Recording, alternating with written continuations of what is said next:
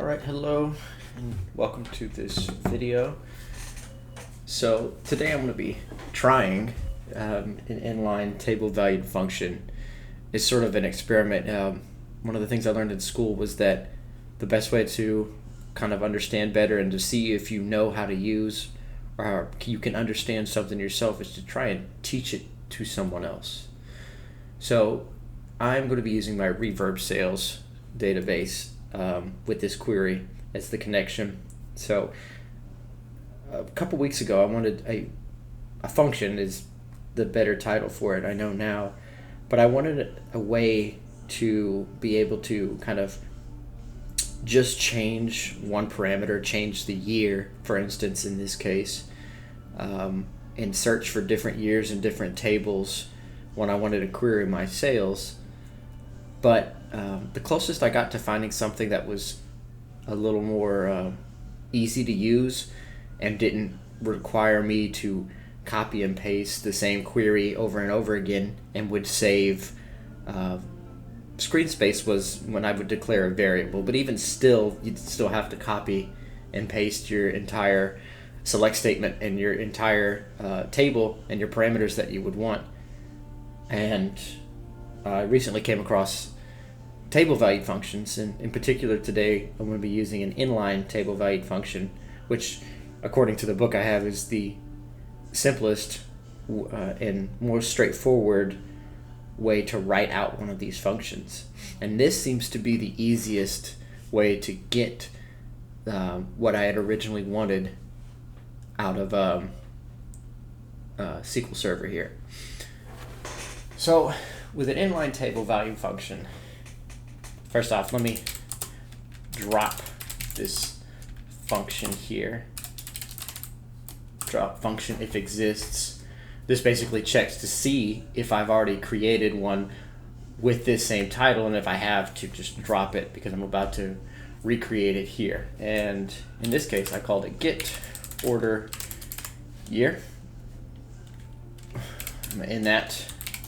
Let it go. F5, and it's completed successfully because it does exist. It actually exists over here. I've got my layout there just in case I need a cheat sheet if I can't remember. But now down here, get rid of that. And here is when I want to create the function again. So what you want to do is type out create function. And this is where you're going to put your title, get order year. Now this is where it gets a little strange. It almost looks like it's the same format as you declaring a variable. You have your @ symbol, and then you have what you're going to title your variable. And in this case, I title it year. It's order year, and that order year is as integer. And as far as I could tell, what that means is that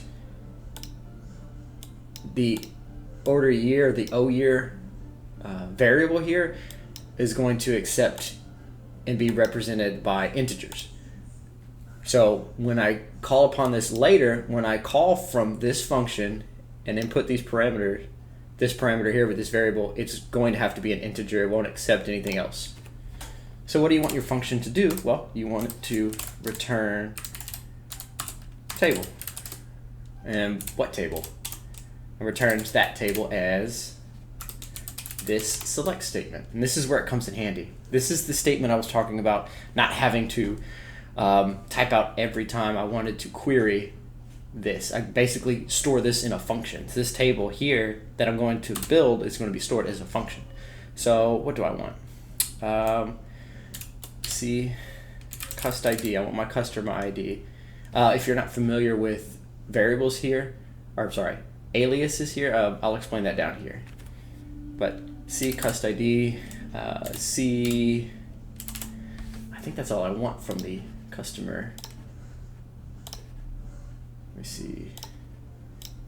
Customer, I'll take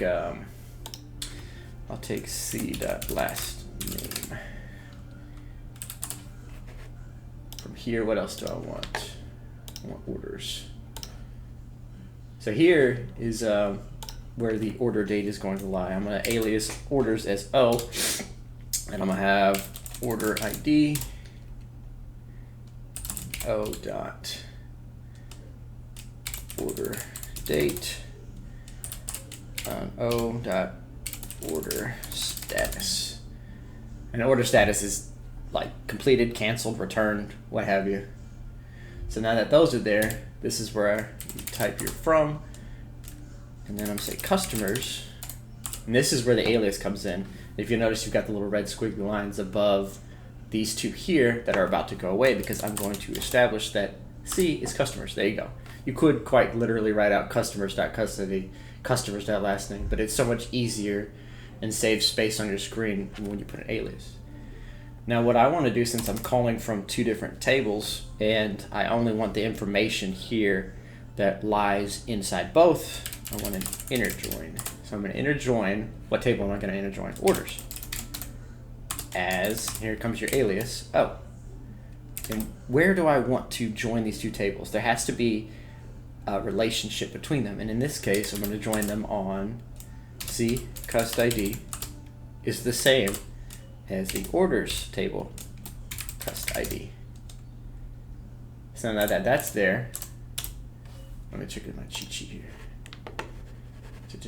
Okay, now this is where year, and here is, this is important. Hold on, let me type this out. Order date is equal to, now here is where I define this.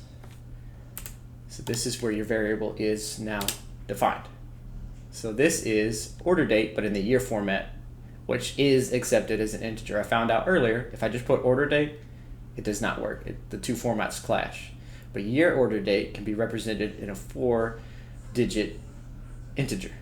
So this is why this works here. And this is where you finally describe what this is and what you're going to have to input later when you call upon it. So you want to end that function and go.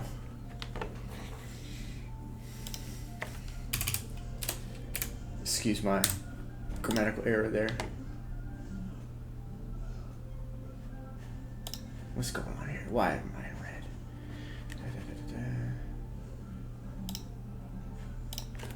Oh, forgot something incredibly important. So you want to return everything down here. There we go. So create function, your title of your function, your parameter desired, your input parameter here. This function returns the table. What table? The table is as a return statement here. So every time this function is called upon, if you call upon everything, you're going to get all of this returned. So now down here, the function is finished. So I will run that query, and everything was completed successfully. So now this function exists inside the database here from this query, and I could use it whenever I want. And this comes in handy, like let's say I'm just going to call upon everything inside here. So get order year. Now the thing is, you can call upon everything, but you have to put a year in here. So 2020. Gonna run this, and now I get my customer ID, the last name, order ID, order date, and order status all in here. But let's say I didn't want to see that. Let's see I just select cust ID. And another thing, you don't have to put your alias down here in the query when you're querying from here. That was only established in here. You don't need to use it again. So I don't need to worry about putting C cust ID o.order ID. I can put cust ID order ID from get order year. And then let's say I just wanted to see 2021.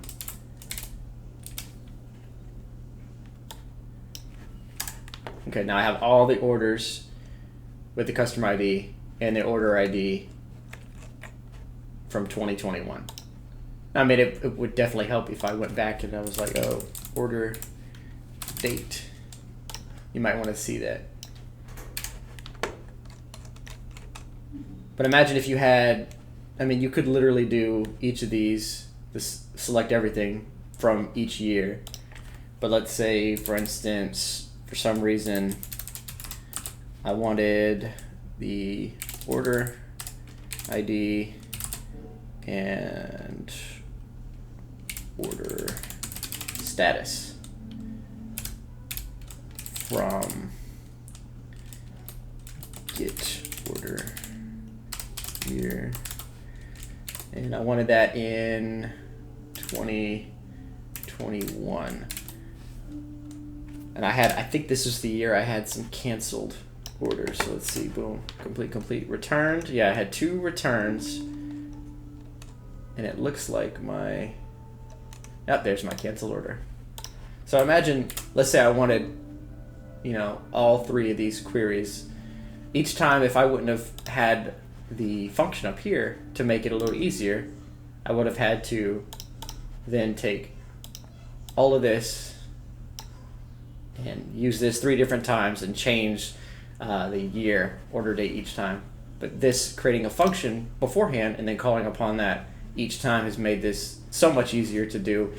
It's kind of nice to have something to be able to create if you know you're going to be using the same set of information over and over and over again. Imagine if I had just done this 3 or 4 different times, how much more screen space that would take up. So I hope that helped anybody out there trying to get a basic look at inline table valued functions and maybe where you could apply them in a database that you have or for information that you have. Again, this was kind of an exercise to see if I could kind of lay it out there and explain as best I can and try and teach to see if I can understand what I'm doing. It makes it so much harder to try and teach this as I just learned it. But in explaining it, hopefully I get a better understanding for these things. So thank you for watching, and if that helped, I'm glad that you got something out of it. And if there's anything I missed, or if there's any tips or tricks that you may have if you see this, please let me know. Thank you.